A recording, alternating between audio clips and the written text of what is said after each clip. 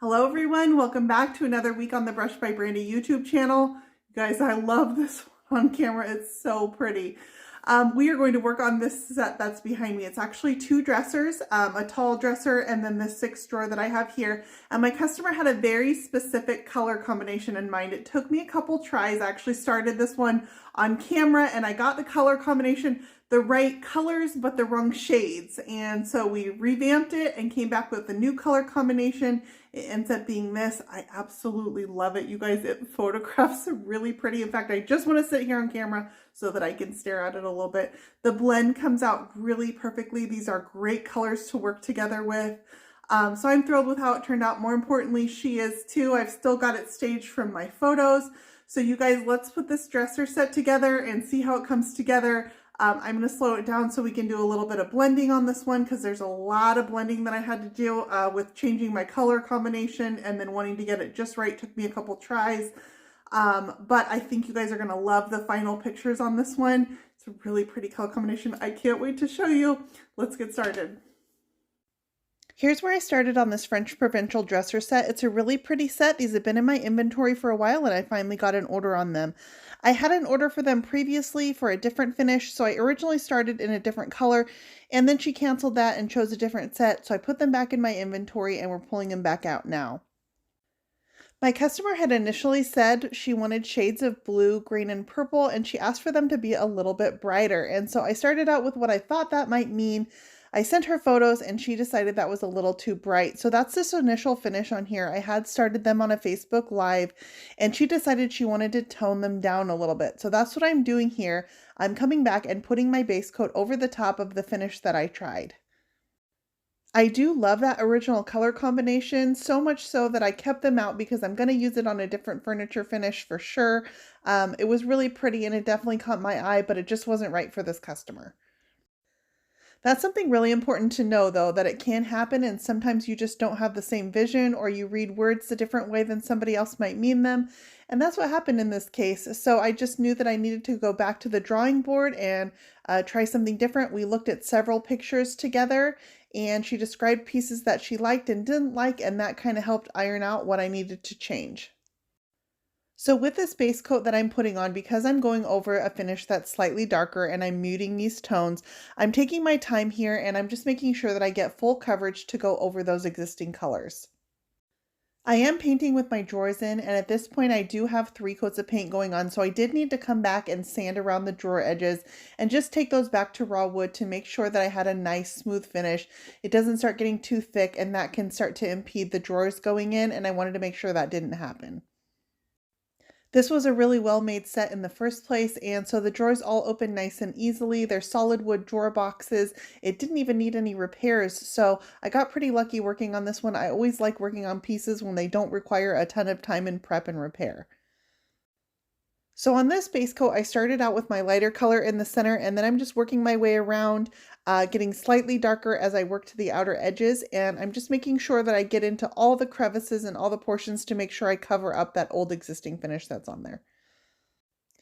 Let's go ahead and turn on some music, and I'm going to finish getting this base coat on.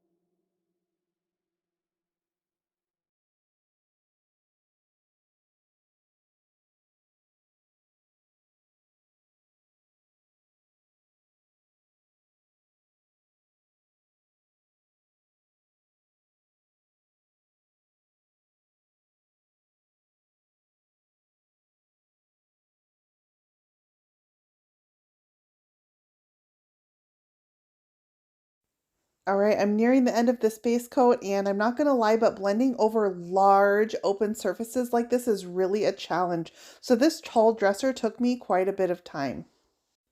The short dresser I was able to break apart into smaller sections, and so that was a little easier to do, even though the challenge on that one was that I needed to make all of those sections match. So now that I've got my base coat kind of ironed out and I know what colors I want to use, it's time to come back and get that second coat on. And this is where I spend a little bit more time. So even a part like this side dresser is going to take me a little bit more time. I started out by applying my light green into the center, and then I'm going to bring my medium blue overlapping onto that light green, and I'm just going to start brushing those together. There's a lot of over brushing that goes into this. I'm going to use a brush for each color, and then I'm going to use a dry neutral brush that I use just for working them together. And if that dry neutral brush tends to get a little bit muddy, I will wipe it off with a rag, and if it still gets muddier, then sometimes I need to replace it out for a clean one. When I'm blending on the second coat, I have all the coverage that I need on my first coat. So on this one, I actually use very little paint. I do use a little bit of water if my paint starts getting a little bit sticky. But if you use too much paint or too much water, it can tend to become a big muddy mess, and then you'll get a little bit frustrated. This is Wiesel paint, which is a nice paint for blending. The other paint that I tend to struggle with blending is clay-based paints, and that's because they can have a tendency to reactivate, which can get frustrating when you're blending. They also change color as they dry, and so sometimes when you're trying to work on colors and blend them together and they're changing colors as you go, that can get a little frustrating too. So the type of paint that you're using does matter. I tend to prefer chalky style paints over all-in-one style or clay-based paints when I'm doing a blended finish. As I'm laying on each one of these colors, I lay them on a larger area than I really want them in, and that's because I want to have an overlap space. So I use that overlap so that I can overlap it with the lighter color and move them in as I go. I didn't speed this section up too much because I wanted you to see really how long it can take, and there's a lot of working the same sections multiple times, coming back, using that dry neutral brush to get those colors together. Sometimes I come back and add a little more of a certain color over the other one until I feel like I've got a nice smooth blend where you can't tell that there's definition in between each color. I'm going to work this center part and break this apart into smaller pieces. So I work the center part with the blue and the green. And then once I feel like I'm in a good position on this, I'll come back and do the plum down to the bottom. So once I feel that I've got a pretty good paint finish over the entire body of my piece, I'm going to come back and work on the top. Now there is a risk in doing a top like this, and that is that since I'm staining it, that I might get stain onto the front of my piece. And so you just want to be really careful. My other suggestion, if you're concerned about this, is just go ahead and do the top first, get your stain on, and then do your paint, and there's no risk of getting stain onto your fresh paint finish. This is a solid wood top, and it's a really beautiful grain in this one, and I needed to sand around these edges, so I took my Surf Prep sander and I added one of their padded interface pads, and then I just put one of my sandpapers on top of that, and that's able to get into all those crevices. Anything that I couldn't get with my Surf Prep sander by changing out those pads, I came back and I just went ahead and hand sanded those. This wood doesn't have any stains or irregularities, so I got really lucky there, but I want to make sure that it takes this stain really well. So I'm using this pre-stained conditioner and I'm just going to wipe it over top in one even coat. This is from Minwax, and this is their oil-based pre-stained conditioner because I do plan to use an oil-based stain. If you're using a water-based stain, they do make a water-based pre-stained conditioner too. This conditioner is just going to get the wood ready to accept the stain evenly so it gets a nice, even, consistent color over the top of it. Once my conditioner is on, I wipe back any excess, and now I'm ready to come back with my stain. I'm using a stain from Minwax here. This is a penetrating stain that's going to penetrate into that deep wood grain. I make sure that I wear gloves when I stain because I really don't like having my hands stained brown for the next week, and this helps prevent that. When I'm staining, I usually just use an old cotton sock, one that's lint-free. If you use synthetic fibers, they can tend to get some of the fibers caught into the grain of the wood, so you want to make sure that it's a lint-free cloth. Cotton socks work great for that. So on this one, I did end up doing a coat in this medium brown color, and then I came back and did a coat of black over top. And the black sucked into the grain really beautifully, and it contrasted with the brown background. I love the combination of the two, so don't be afraid when you're using stains to layer them or even mix them in can create custom colors. Just make sure if you're doing that, that your stains are like kinds so that you're not mixing any products that aren't friendly with each other. Once I've got my stain wiped over the entire top, I come back and make sure that I have nice, long, even linear strokes so that it doesn't stop in the middle of my piece and give me uneven spots. So on this piece, we're keeping it pretty simple with just the beautiful paint finish. I'm not adding any transfers or molds or papers or anything like that. So I want to make this as dramatic as possible. And I'm going to do that partially by adding some waxes. So I'm coming back, I'm doing this over unsealed paint, and I'm just adding some black wax into the innermost crevices of my piece. Once I've laid on a tiny bit of that black wax, I'm going to come back with a slightly larger brush, and I'm just going to smudge that out into my paint finish. This is going to act as another layer of my blend. It just sort of darkens that outermost edge, and it also brings out some of the details in this piece so you can really see all the intricacies of it. This is very, very little wax that I'm using on my piece. I'm not using it to protect or seal. I'm just using it for a decorative effect. I did this on all the sides of both of my dressers, and then I also came around the front, and it's got sort of a molded detail around the drawers, so I added just a little bit of black wax around the edges of the drawers as well. If you're uncomfortable with waxing, I do recommend sealing your piece before you start your waxing. You can put your clear coat on and then come back and add your wax details. I've gotten to the point where I just feel comfortable using waxes, and so I'm tending more and more to put it on my raw paint. With my black wax complete, I want to add a little bit of gold around the edges of these drawers. So I'm just taking a little bit of Redesign with Prima Decor wax. This color is called Eternal, which is a rich gold, and I'm just riding my finger along the very edges of my drawers. This does take a little bit of a steady hand to just get it right onto that edge and not touch any of the other parts. If you get a little heavy-handed and need to remove any, this is an oil-based gilding wax, and so you can use an oil to remove the oil-based gilding wax.